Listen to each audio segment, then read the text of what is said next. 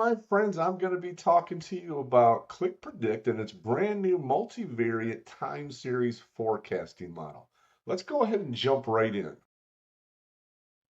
You can see here I've already uploaded my really important hospital discharges data. Now, for this demo case, this is a very limited data set, simply to walk you through the idea of what we're doing. You can see here we've got data, and in fact, we've got 2,800 rows. It's January 1st, 24, all the way through November 31st, 2025. So we've got quite a few entries. For each date, the 700 distinct dates, we've got two different admission types, values, scheduled and urgency, two different GRT types, surgical and medical, and there's a number of episodes. So how many episodes for scheduled surgical on this date, how many episodes for scheduled medical on this date, and you get the idea of the combinations. And also for each of those, we've got the dollars in cost that we experienced for maybe the claims or whatever it is that data is for. That data is going to be completely meaningless in terms of our prediction, but that's where we're looking at. If I looked at a preview of the data, you will see here that I am in fact using Qlik's data quality model, and I can see that every single value is there. I've already done the data quality cleanup on this. I'm not dealing with missing fields or values that don't match up or anything like that. Everything is completely green. I'm good to go. I do want to show you here that it is literally just that discharges file. I'm not pulling this out of Snowflake or out of Databricks or my actual EHR in Cerner or Epic or anything. This is just data for the demo. So I'm going to go ahead and back out of this data set and just show you what I'm looking at. That was my last file here. Now we're going to go ahead and we're going to create a Qlik Predict model. You might be thinking, how do you do that? You're not interested in my readmission ones or my customer churn ones that I've done in other videos. You're simply, hey, how do I create a brand new one? So all we do is go to create new and we say, I want to create a machine learning model. And I'm going to give this a name. We're going to call this my MTVS discharge demo. And so that's the name. Now, if this is for real, I would be putting in a description here because this kind of stuff is actually important in your organization, but we're just doing a demo. And I want to open it as soon as I create it. So I'm going to create this guy. The first thing he wants is a training data set. I'm going to give it this data set. Now, unlike other types of regression models or categorical predictors, I don't need to worry about a test set versus a live set. I'm going to give it my entire almost 2 years of data, and he's going to go off and read that. And he immediately recognizes exactly what we've already previewed for the data set itself. Yay, I've got that. And he's going to ask me a couple questions. I'm going to say that the number of episodes is the field that I'm trying to do a prediction for. I need to figure out what my scheduling is likely to be based on my historical factors. I'm not trying to do a regression model. I am trying to do a time series model. It says, oh, hang on now, ClickDork. If you're trying to do a time series model, you got to tell me which one of these fields is the date field. And so I simply click on discharge date and it recognizes what I'm trying to do there. And then it's going to say, what things are you trying to group this for? I'm trying to group this for admission type and GRD type because I have two different values for each and I'm trying to predict the values for the number of episodes for each. I give it that information. Cost is a numerical value. It's numbers. That's a metric. I'm not using that as a prediction. I'm not trying to predict what my costs are going to be, at least in this model. If I ran it a different way, I might want to predict what my cost would be. I'm just trying to predict the number of episodes. And so then it tells me based on your data, I've got this many values, and I would, at a maximum, be able to forecast your next 116 days. Woohoo! That would be incredible if I could predict like the whole quarter. I may not need that much though. So what I can do is I can use this forecast window size. Now this is very important to understand. If I set this to 14 here in my experiment, It is basically going to run this experiment trying to say how many values am I going to need in order to predict those next 14 days. And that controls how much data I will have to feed it when I actually try to go do a prediction from this. I'm going to set this up as 28 days because I'm trying to predict, we'll just say the next 4 weeks, right? I'm trying to schedule for the next 4 weeks. I look at this, hey, great, fantastic. It shows me it's going to run these 3 time series models on this. I'm going to run this experiment. Now, I'm going to be honest. I'm going to go ahead and cut the video from this, but you're going to see, hey, I'm running this model. You'll see as it gets to the processing, the training, and when it's done, and then I'll cut back in. So there is a little bit of time involved there that I'll cut out for you just to say you're viewing. Fantastic. And there we are. It's finished its training and it's come back for me and it's telling me here that it's 1 day at a time and it would need me to feed it at least 84 days in order for me to forecast 28 days into the future. And hey, that's fantastic. And it comes back with several different models. It's tried this against a time series dense encoder, time series mixer, time series deep AR. And unlike other models that give you SHAP scores or F1 scores, when they were talking about multivariate time series, there's different fields that are used, like a Maze score, a prediction score, an accuracy score.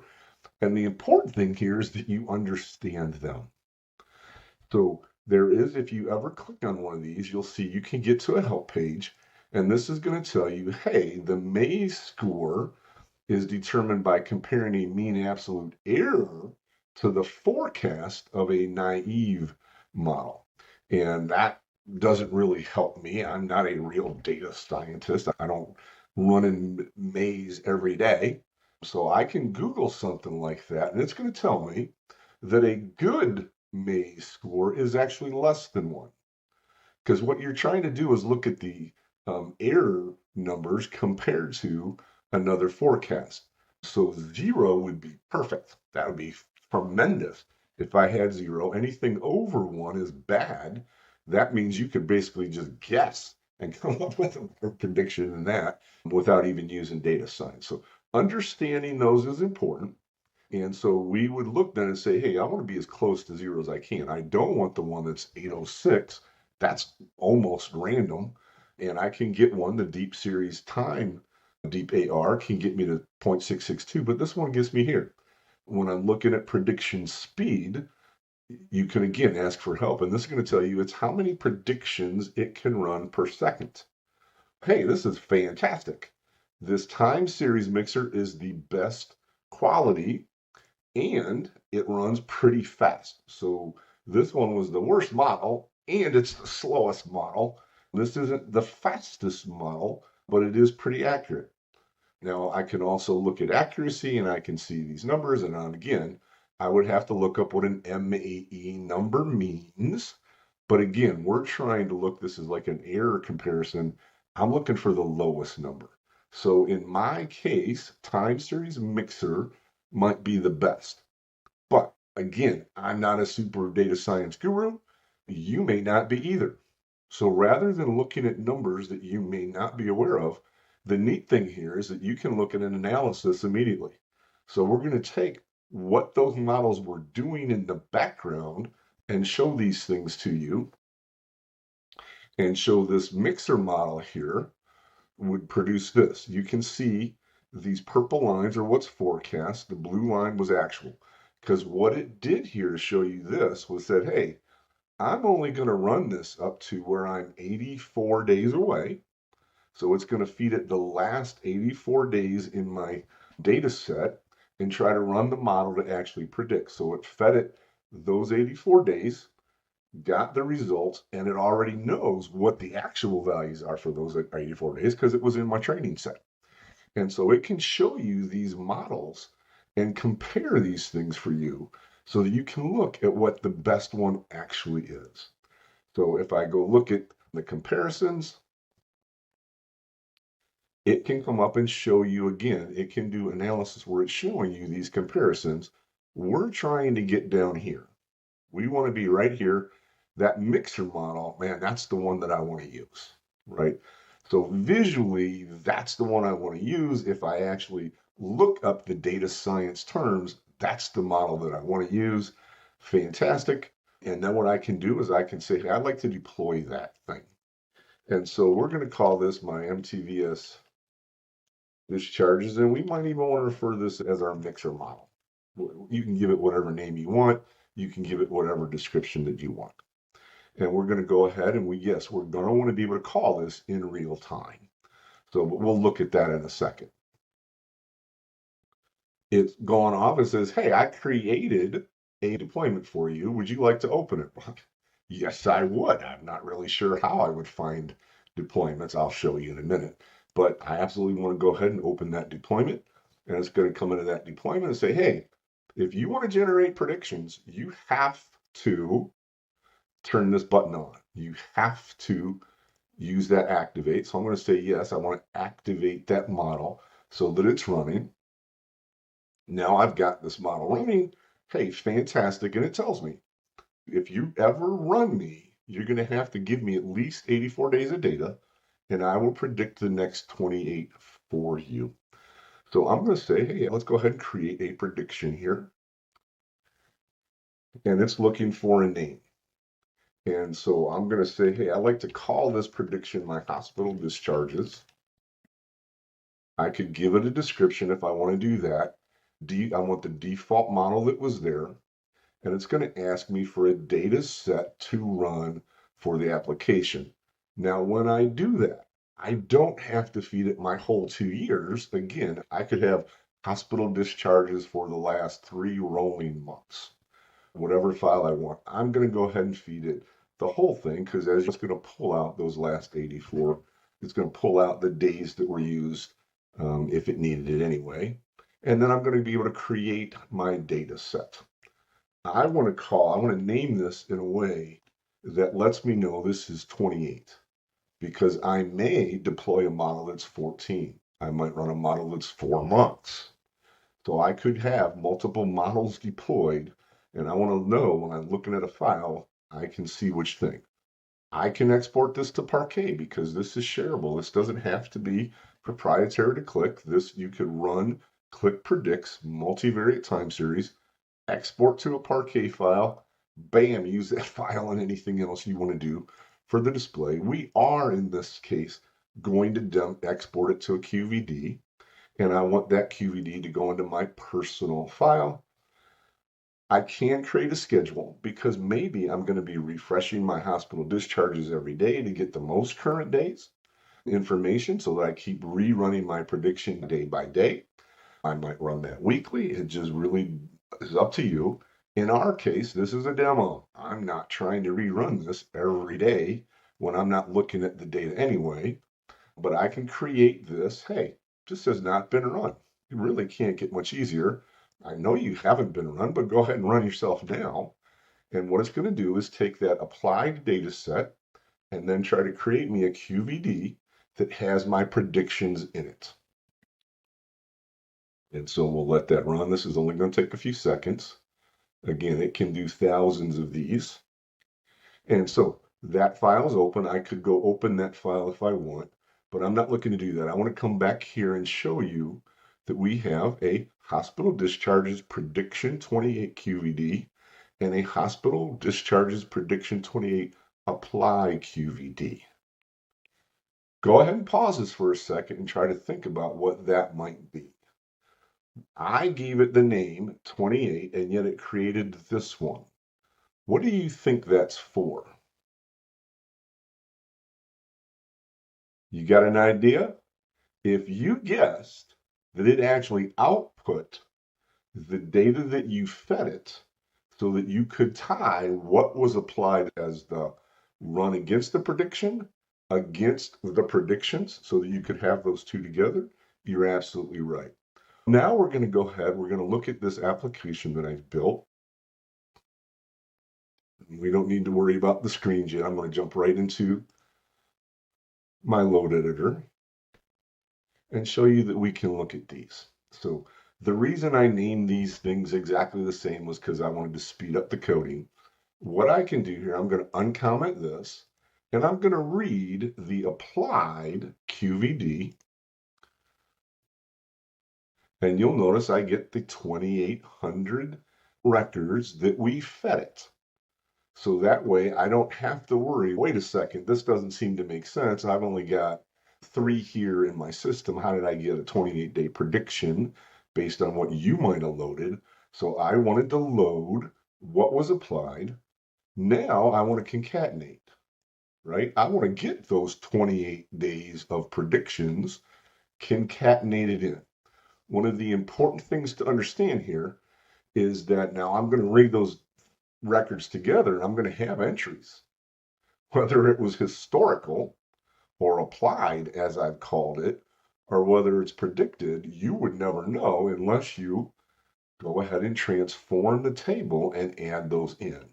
So every record that I read from my historical data set, I'm going to call applied. Every record that came in from my predicted data set, I'm going to call predicted. And so now I comment out that exit script, and you're going to see, ooh, I've got 2,800 days of records, and ooh, I've got 2,912 records that are part of the predictions. And yay, I can see applied ones. If I went ahead and looked at the screen, I would be able to see the ones that were brought in as well. Now, what I want to do is show you another way to do that, right? Because in your environment, you may say, I'm not running batch predictions. I don't know when I'll need this thing. Or I'm going to be running incremental loads, and I want to go rerun the prediction just for the discharge dates that have changed. Because when you're normally looking at Qlik, you're not reading the CSV. You're reading the data out of a database, and you're going to say, hey, I've already got the first 800 days. I just need the next 1 day. And so you could read just that information or those rolling 84 days in so that you have that. And so if I go ahead and run this, you'll see in this case I got 2,800 again, but this time I was pointing to your EHR. I was pointing to Snowflake. No, honestly, in this case, I'm pointing to the discharges table that had my 2,800 values. But now what I want to do, I don't have QVDs, right? I don't have Parquet files. I don't have CSVs. I need to run these predictions on the fly for these records. So I'm going to end up calling an endpoint. And so let's talk about how I would create that Qlik prediction. So all you would do is say, I want to create a prediction. No, I'm not talking to Amazon Athena. Nope, it's not an S3 file. Nope, it's not on my Google Drive. Nope, it's not any of those. I'm trying to talk to Qlik predict. And you'll see this is really complicated. Tell me the deployment you want to talk to. Bingo.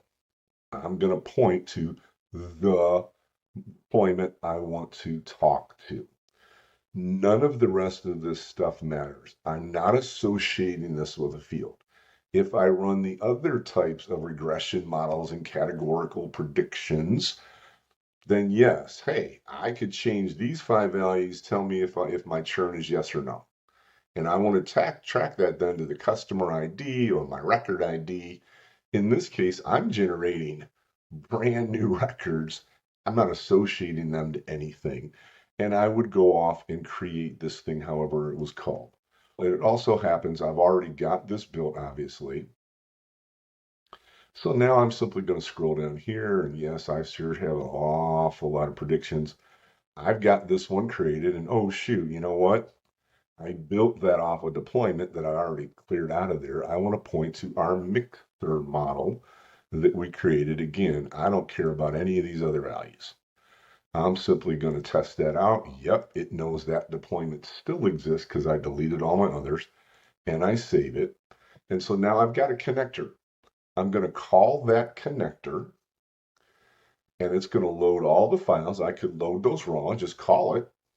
In this case, I'm concatenating those results on. And again, what I'm going to want to do, ooh, golly, I've got my fields here, but I don't know where they came from. So now I'm going to say, ooh, golly, I need to copy that guy here, and I want to put that so that we know that it is applied. My historical data is applied, and I can read cost. And for these ones that I'm calling right now off of my endpoint, I still want to have that predicted.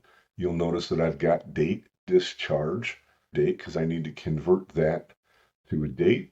And I'm trying to convert the number of episodes to a numerical value for the number of episodes.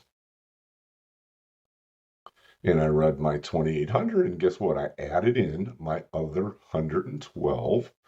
And so now what I want to do is show you why specifically I wanted to change those record types.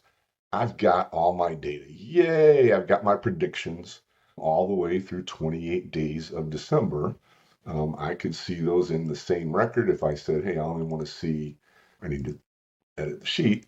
I want to see it in terms of applied. I could see those were the applied records. So I know what's historical, what's this. If I wanted to have a color coding there, I could.